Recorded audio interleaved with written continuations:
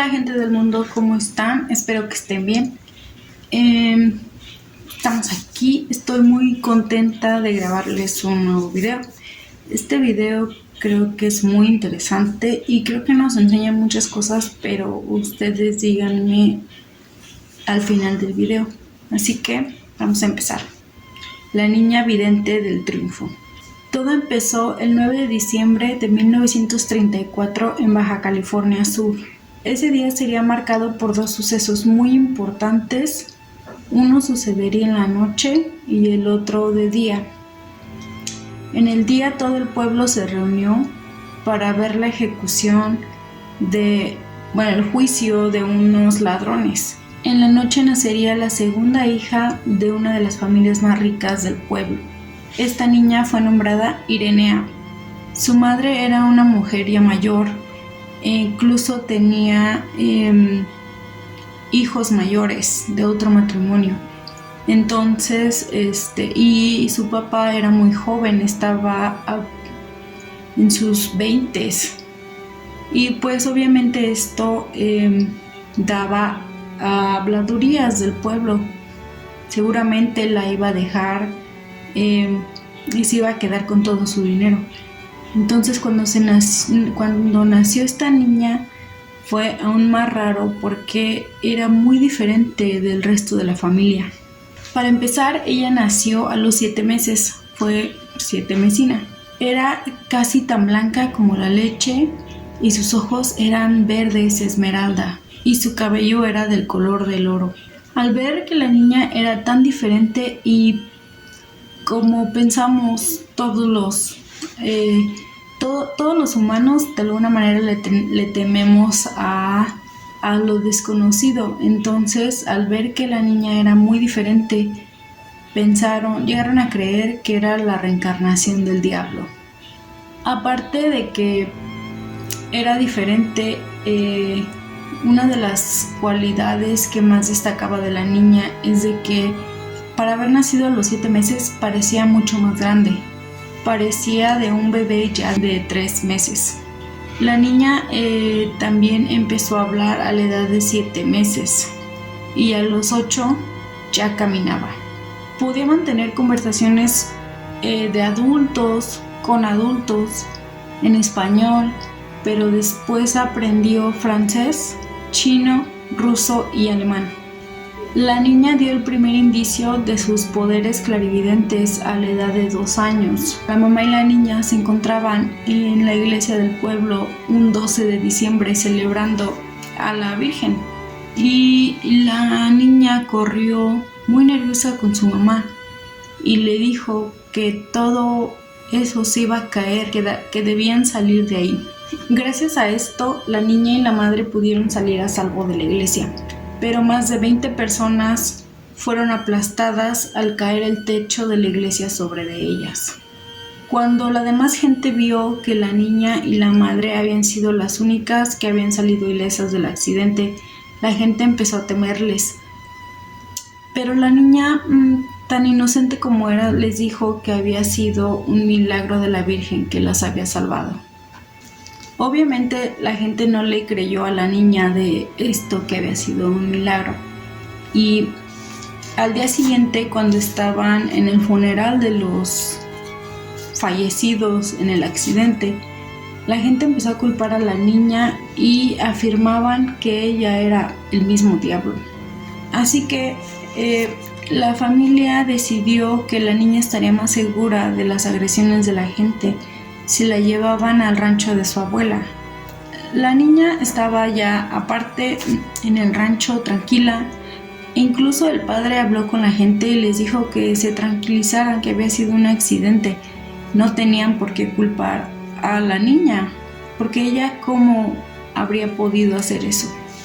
Pero esto, en lugar de calmar a la gente del pueblo, los exaltó más y planearon y fueron al rancho donde se encontraba la niña y así quemaron y asesinaron quemando a sus padres. Incluso asesinaron a sus hermanas mayores, que eran, como había dicho, su mamá ya tenía hijos, entonces eran sus hermanastras, incluso ellas que no tenían nada que ver, también terminaron con sus vidas.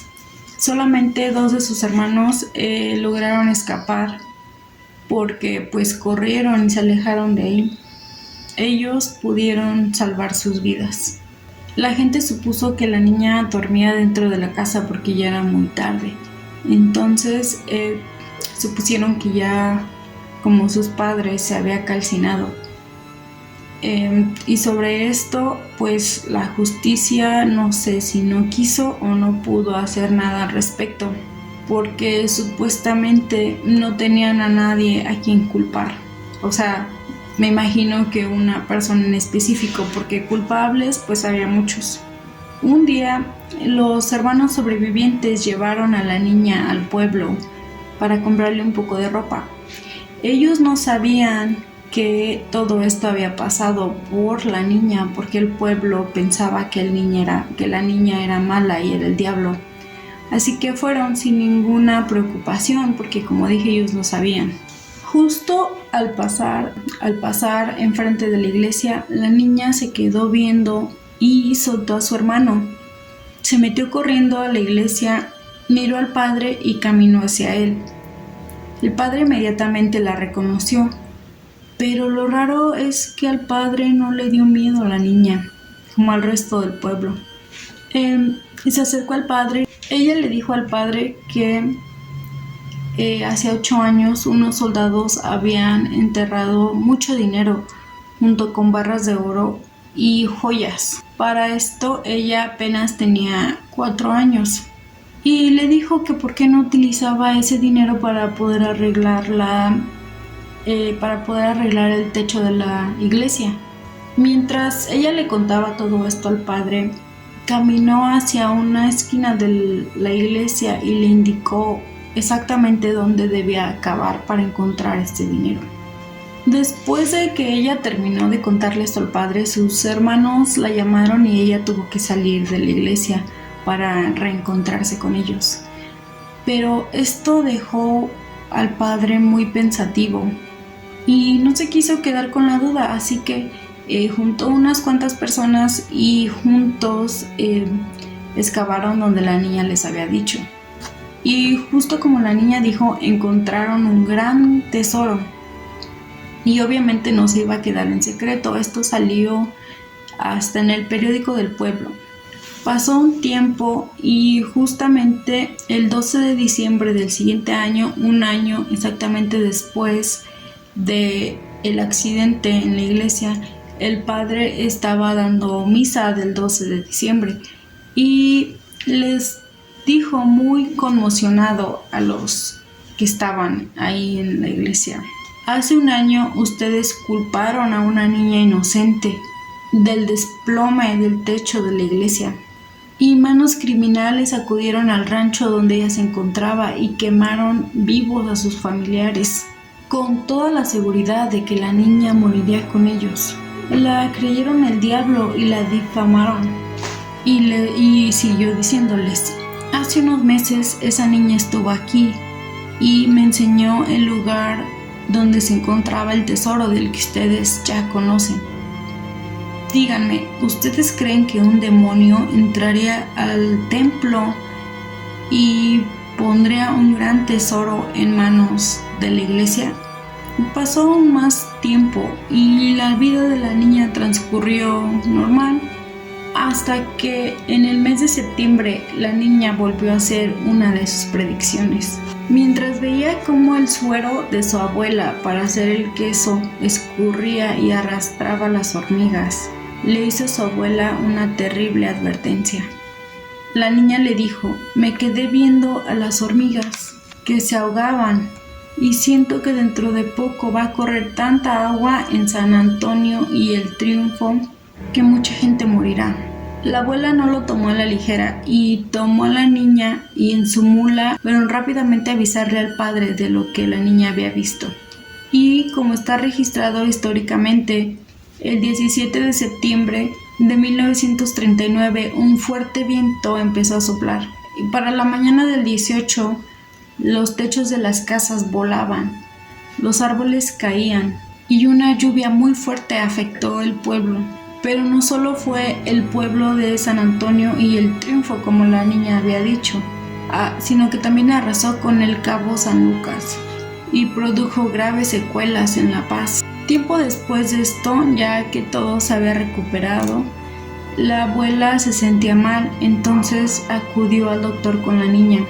Al terminar la consulta, la abuela le dijo al doctor que regresaría al día siguiente para seguir con el tratamiento. Pero la niña se le quedó viendo a su abuela y enfrente del doctor le dijo: tú ya nunca vas a volver.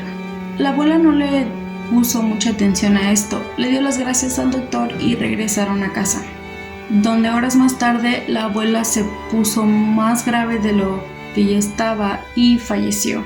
Muchos meses después, un ranchero ebrio cuenta que volvía al pueblo cuando de un enorme árbol cayó un gato montés, al cual mató con su machete y salió corriendo de ahí. Al día siguiente, la niña no estaba por ningún lado, no la encontraban. Después de muchas horas de búsqueda, la encontraron. La encontraron totalmente descuartizada sobre un charco de sangre y al lado de ella estaba un machete. Enterraron a la niña y en su honor levantaron una capilla. Esa fue la historia de hoy. Y lo que yo lo que yo aprendí de esta historia es de que, como les dije antes, muchas veces los humanos tememos a lo desconocido y lo vemos como algo malo, y tal vez no siempre es malo, como esta niña. Sí, muchas cosas hay malas, hay mucha gente mala, pero a veces solo hay que tener un poquito de, no sé, de consideración, un poquito la duda de que tal vez sí es algo bueno.